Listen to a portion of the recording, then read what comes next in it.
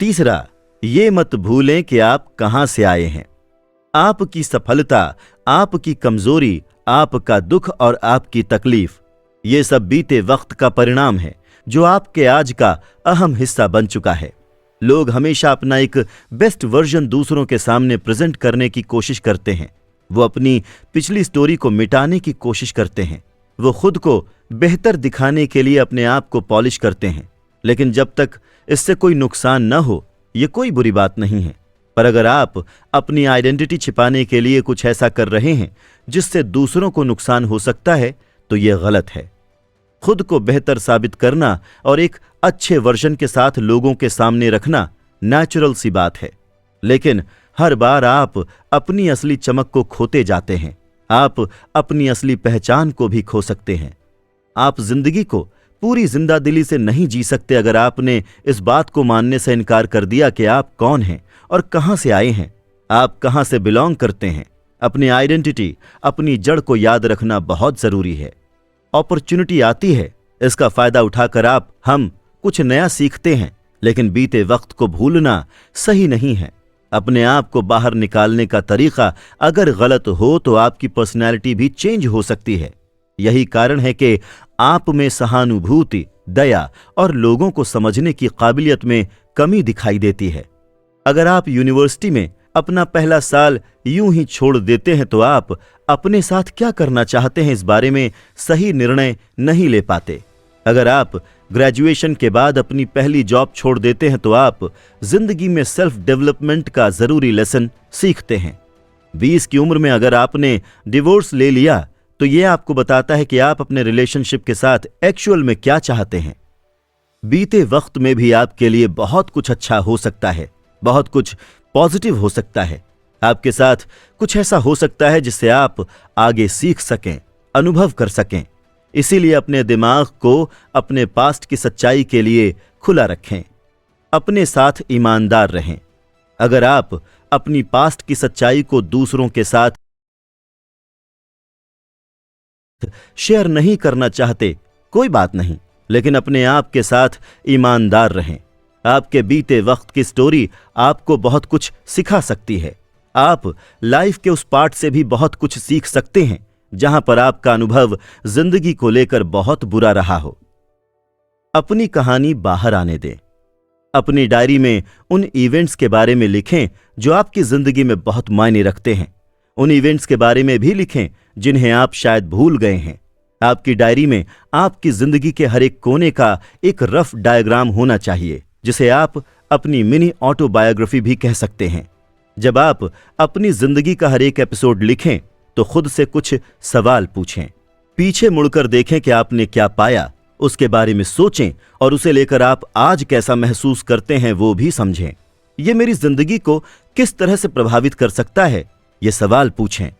इस मौके से आपने क्या सीखा है? अब इन सवालों के जवाब को लिखें। आप चाहें तो अपने सभी सवाल जवाब को अपने दोस्त या फिर टीचर के साथ डिस्कस भी कर सकते हैं, क्योंकि वो आपकी भावनाओं को समझने और इन नेगेटिव फीलिंग से बाहर निकलने में आपकी मदद करेंगे। लोगों से खुलकर बात करें, बहादुर बने। मैंने अभी अपने एक स्टूडेंट को ट्रेनिंग दी जो कंप्यूटर साइंस की अपनी डिग्री को पूरा ना कर पाने के कारण शर्मिंदगी महसूस करती हैं और अपनी इस बात को छुपा कर रखती हैं।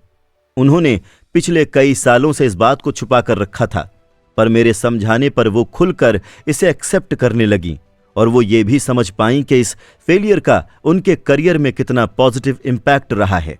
छोटी सी कोचिंग सेशन के दौरान वो बहुत कुछ सीखने लगीं। अपने माइंडसेट को बदलना, अपने माइंड की कोडिंग करना, अलग अलग तरह के एक्सपीरियंसेस के पीछे के कारण को वो समझने लगीं। उन्होंने ये समझा कि आज वो अपने इस फेलियर के कारण सॉफ्टवेयर कोडर बन पाईं और अपना रोल बिजनेस में अच्छी तरह से निभा रही हैं। आपकी जिंदगी में जो भी इवेंट हो चुके हैं उनके बारे में कुछ अलग नजरिए से सोचने की कोशिश करें। आप देखेंगे कि आप ज्यादा हेल्दी और पॉजिटिव महसूस कर रहे हैं। चौथा, आप जैसे हैं वैसे रहें। आप जैसे हैं अपने आप को वैसा ही बनाए रखने के लिए स्ट्रगल करना ज्यादा बेहतर है, बजाय इसके कि आप जैसे नहीं हैं वैसा बनने की कोशिश करें। आप जैसा इस दुनिया में सिर्फ एक ही हो सकता है, क्योंकि आपका डीएनए दूसरे के डीएनए से बिल्कुल अलग है। आपका डीएनए, आपकी स्किल, आपकी एबिलिटी, फीचर, पर्सनैलिटी, एक्सपीरियंसेस और आपके सपनों से किसी का कोई कंपैरिजन नहीं है। तो फिर अपना टाइम दूसरों के जैसा बनने के लिए वेस्ट करने की क्या जरूरत है? आप ना तो अपने फ्रेंड के जैसा बन सकते हैं और ना ही अपने बॉस के जैसा।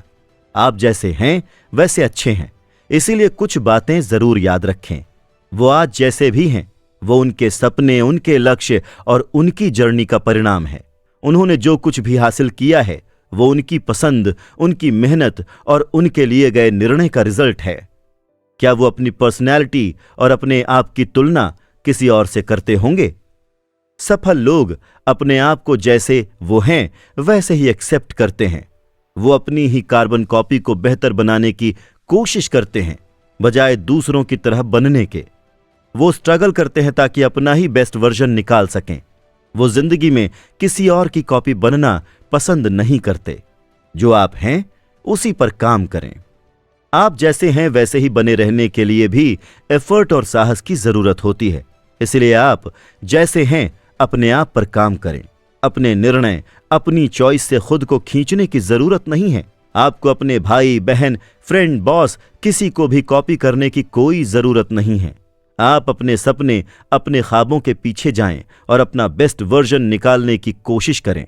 ये याद रखें कि आपकी पहचान आपकी जॉब से नहीं है, आपकी सैलरी आपकी पहचान नहीं है। अगर आप लीगल और अकाउंटिंग प्रोफेशन को एंजॉय नहीं कर रहे हैं तो आपको लॉयर बन जाना चाहिए या किसी और तरफ मूव करना चाहिए। अगर आप संकोच में हैं और अपने आप को खुलकर एक्सप्रेस नहीं कर पा रहे हैं, आपके आसपास के दोस्त आपको समझने को तैयार नहीं हैं, तो अपनी फ्रेंडशिप बदल लें। अगर जिस वर्क कल्चर में आप अभी हैं, वर्किंग पार्टनर्स और बॉस के साथ वहां अच्छे से नहीं बन रही है, तो सोल्यूशन यह है कि अपनी सीवी को कुछ नए तरीके से अपडेट करें और एक नई कंपनी की तरफ जाएं। ऐसा करना आसान नहीं। जिंदगी में कोई भी निर्णय एक ही रात में नहीं लिया जा सकता। आपको धैर्य रखने की जरूरत होती है, खुद को समय देने की जरूरत होती है। आप